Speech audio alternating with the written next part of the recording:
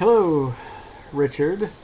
Um, there is certain kinds of news that I consider best to be delivered face to face, even if our faces are electronic, or at least my face is electronic. So the I'm a firm believer that any good story, if it's truly a good story, is not ruined if you know the ending ahead of time. And that a story that depends on a surprise ending is not actually a very good story. So, I mean, plot twists are all well and good, but the interesting part is to even know where you're beginning and where you're ending, and yet how you're still getting from point A to point, how you get from point A to point B is the interesting part. And that's the skill, not the surprise. So, that being said, I'm going to tell you the ending, and then I'm going to tell you the story. The ending is Duncan and I and Dan cannot climb with you up a mountain in August. My wife is looking at me. This obviously comes as news to her. But as soon as I explain the whys, she'll understand. So we had been playing around with the dates of when we were going to be leaving. We had some constraints on dates, and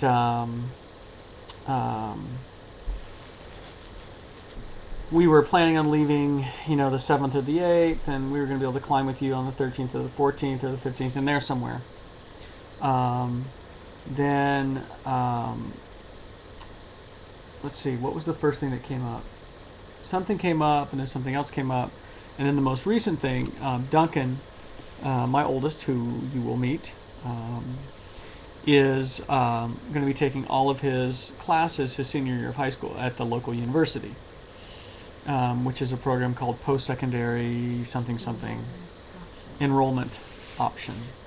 And so he has to be in Winona on August 16th to register for classes. And the registration process is slightly more difficult for non-university students, because it may be that he actually has to be physically present to blue card in, which means he has to actually go to a teacher where the class is full and get special permission.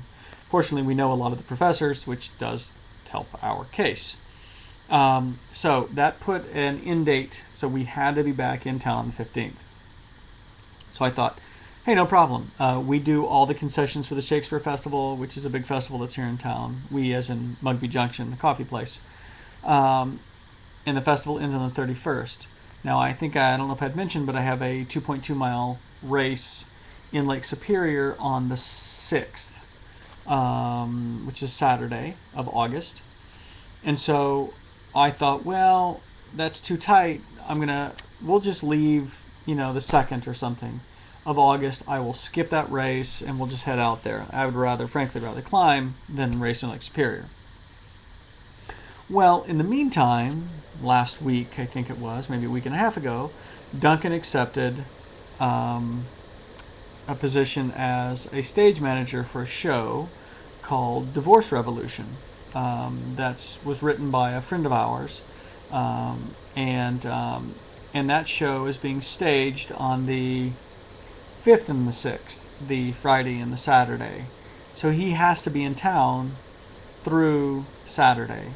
So my grand idea of leaving early no longer works. So that puts us leaving at the earliest on the 7th of August, which is Sunday. That gets us out there on the 9th.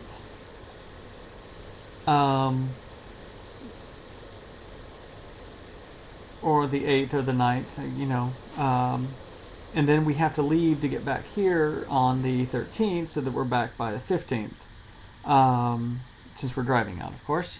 So suddenly that gives us like 5 days out there, and my concern was that Duncan wants to look at Evergreen. I don't know if I had mentioned that Duncan is interested in going to Evergreen at some point. I don't think he's going to go to school next year, but nonetheless, we want to visit with Dan and Sarah and family. We were probably going to swing through Pullman. I mean, not all of these are large trips, but really, what I was afraid of is that There we go. What I was afraid of is that by the time we got out there, the only thing we would have the time to do is climb. We would climb and then we'd turn right back around and come back out here again. And I just feel like that's too tight of a time frame, and it would just end up being more stressful than enjoyable, and I don't want that, especially climbing a mountain. So anyway, I hope that you understand. Obviously, hopefully you'll still be climbing in August. I'm fairly certain you will. I will, but what I'd really like to do is, really would like to look at coming out and climbing Rainier. And it sounds like June is the best month for that. So perhaps we could look at next year with Duncan and Galen and I coming out and climbing Rainier in June. And Dan, actually August was not good. I mean, Dan's schedule just got so crazy between work and his parents are celebrating their 850th wedding anniversary or something like that. And so he's busy. Anyway, he's just, his plans were getting crazy as well. So hopefully that, you didn't carve out a huge amount of time in August, and that we're going to throw your schedule into a tizzy. But one thing I would like to do, and Dan as well, is we would like to come and visit you. Maybe we can leave Dan behind. We can actually go play golf. That would be really cool. Duncan plays golf as well. So we'll be out getting in Pendleton like the 9th or something, and then my plan was just to take off on this circumnavigation from Pendleton through Portland, through Puyallup, Prineville, Pullman, Pasadena, and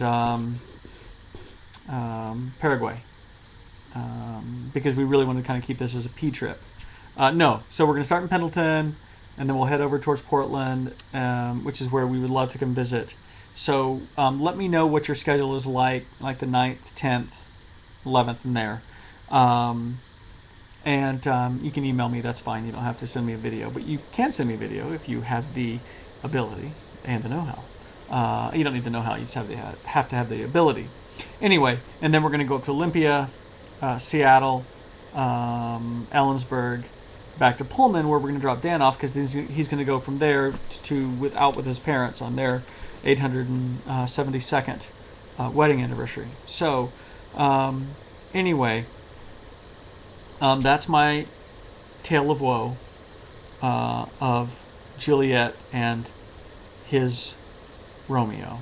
So let me know how it go. Ho, ho, ho.